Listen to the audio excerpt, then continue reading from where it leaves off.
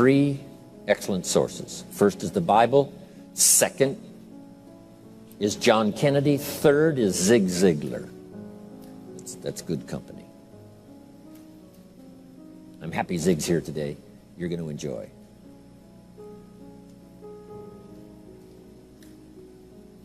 The wealth formula. Okay? First, I've already quoted from the Bible. He that wishes to be the greatest, find a way to serve the many. So that's the first key to the wealth formula. Service to many, finding a way. Now, some may have a wish to serve many, but you need a way. So you keep searching till you find a way, because if you search, you will find a way to serve more and more so that your life will be greater and greater. The second, John Kennedy's inaugural speech. Here's what he said. Don't ask. Don't we wish that was the current political philosophy? Where is John Kennedy? John Kennedy said, don't ask what the country can do for you. No matter how poor you are. Don't ask. That's not how you get trophies to put on the mantle above the fireplace. That's not how you become wealthy and rich. That's not how you have abundance. Don't ask what the people can do for you. But, he said, ask, what could I do for my country? What could I do for my neighbor? What could I do for the people in my community? How could I serve more than myself? Ask what you could do for your country. And some people have found out a way to serve the whole country. Some find a way to serve a limited piece of the country. Some find a way to serve a few right around their neighborhood. Some find a way to serve working on a job, rendering a service. But that's the key. Don't ask what they can do for you. Ask, what could I do for them? Why? Asking, what could I do, and beginning the process starts wealth moving in your direction. Key phrase, whatever you move toward tends to move towards you. If you move toward intelligent, it seems now to move towards you. God says, you move toward me, and I will move toward you. You take human steps, I take God steps, I get there very quickly. Whatever you move toward, if you move toward success, success seems to start coming your way. So figure out what you could do to make the move, to begin the early qualifications, and then sustain the qualifications, and success is yours, and health is yours, and all valuable things are yours.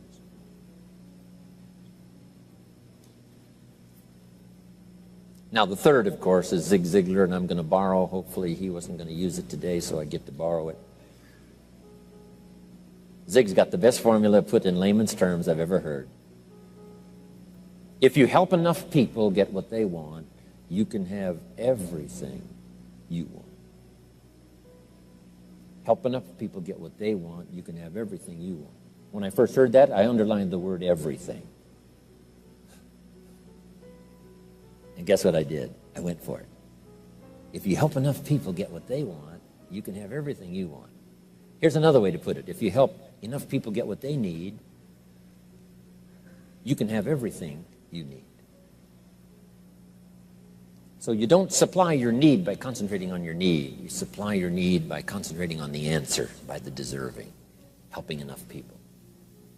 This weekend is another part of my life.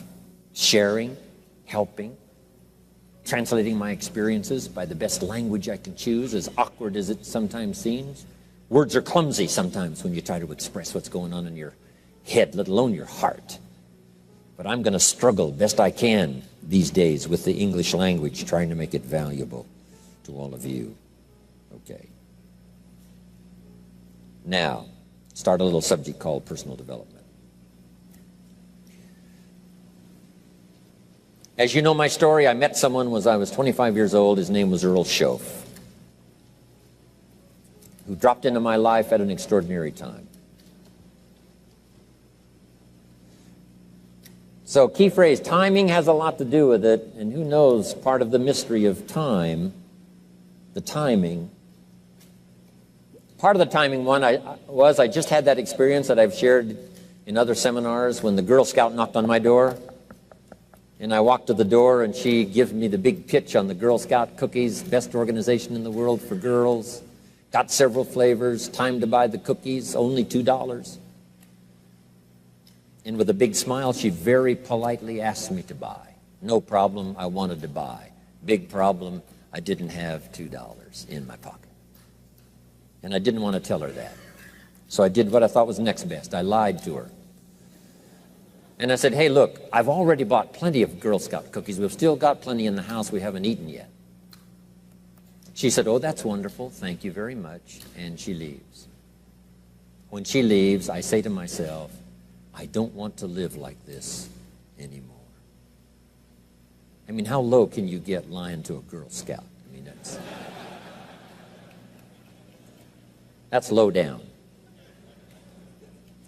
I told myself that day, this will never happen to me again. One of those experiences. It's called like life-changing. I said, I'm going to search till I find better opportunities so my pocket won't be empty and the bank account won't be empty and I won't be so far behind on my promises to my family. And it was shortly after that I meet Earl Shoaff, who taught me how to be wealthy, who taught me how to change my life. So who knows what the connection is, right? Someone says when the student is ready, the teacher will appear.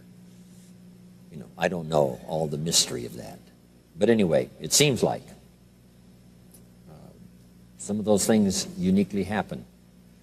But it was Mr. Shoaff over a 5-year period before he died at age 49 who taught me some extraordinarily simple things. He only went to the 9th grade in school, never finished high school, never went to college, never went to university. So he put his ideas and his experiences in very simple language, which I think for me, you know, a kid from the farms of Idaho, that simplicity was so important. Because if it would have been technical, I'd have missed it. If it would have been mystic, I would have, backed away. But it was just basic, blunt, ABC, familiar stuff that I hadn't thought of before. And he did start to remind me, and those ideas changed my life. Mr. Shoaff was the one when I said, this is all they pay. He said, you've been working 6 years, Mr. Rohn, how come you're not doing better? And I said, this is all the company pays. He says, well, that's not true. I said, no, this is my paycheck. This is all the company pays.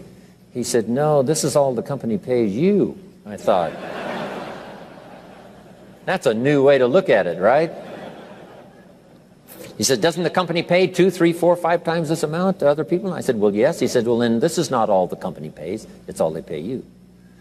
And if you qualified, wouldn't your income grow 2, 3, 4, 5 times? I said, I suppose. So he said, we don't have to work on the company. We have to work on you. See, that was the beginning of what he called the phrase personal development. I told him things cost too much. He said, no, you can't afford them.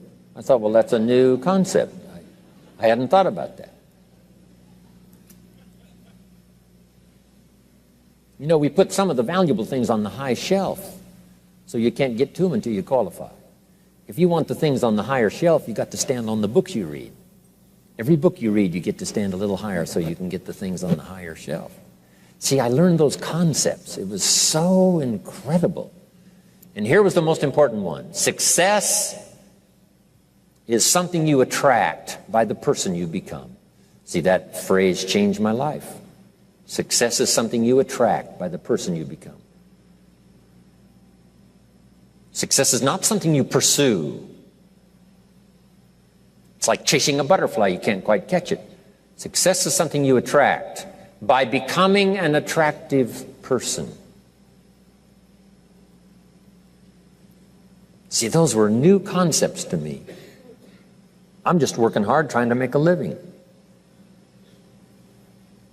Here's what he said to me. This changed my life. I got a chance to teach this in Moscow and across Russia. 3 visits, now the 4th. Here's what Shoaff taught me. Profits are better than wages. Nobody taught me that in high school. Nobody taught me that. I went to 1 year of college. Nobody taught me. Profits are better than wages. Wages make you a living. Profits make you a fortune. And how could you work on both a living and a fortune? He said, well, you could start part-time working on your fortune while you're working full-time on your living. I thought, wow. Now, he said, it's fun to get up in the morning. Not just getting up, go to work to pay the rent. but to get up to go to work to make a fortune. First, to make a living for my family. Second, to make a fortune. And he taught me how to make both a living and a fortune. Guess what I did? I learned how to make both a living and a fortune. And I found out anybody could do it once they get the information. And at age 25, I started receiving this extraordinary information. Here's what he said: your income is directly related to your philosophy, not to the economy. I thought, no one ever told me that. I kept hoping the economy would change. He said, no, your philosophy has to change. I assured him that I had my fingers crossed. He said, that won't help.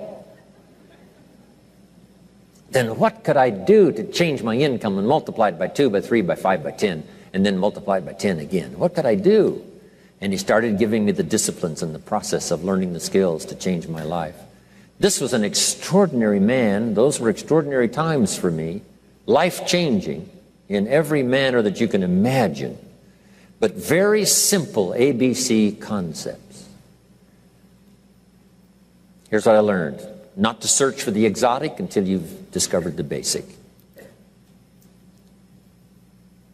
And those basic philosophies that he shared with me during that time were life-changing, and he called it personal development. Now, in the understanding of personal development, let's go through it quickly, some notes before we take our first break. If you're okay, say, I'm okay. Okay. How many of you have one page of notes already? One page, good. Okay, jot these ideas down.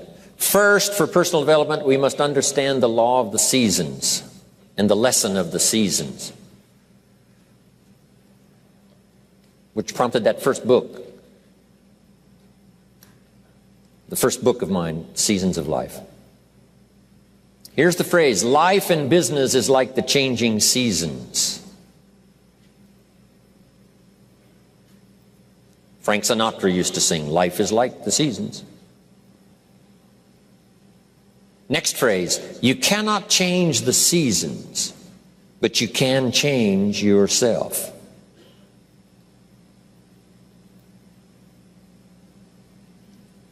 The seasons are set.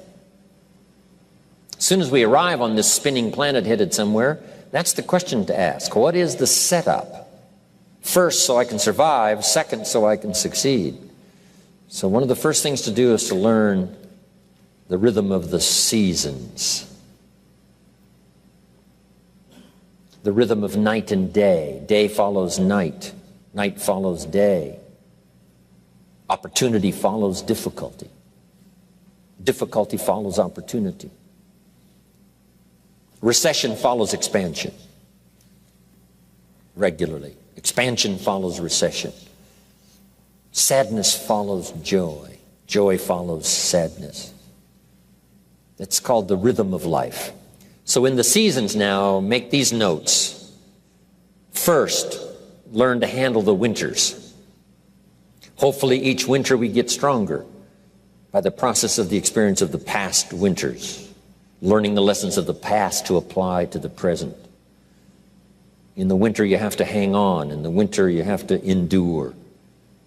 It's part of the rhythm of life. And there's all kinds of winters. Physical winters and personal winters and political winters. Communism cast a long shadow on 1/3 of the world in that long winter of despotism. About 75, 80 years it lasted.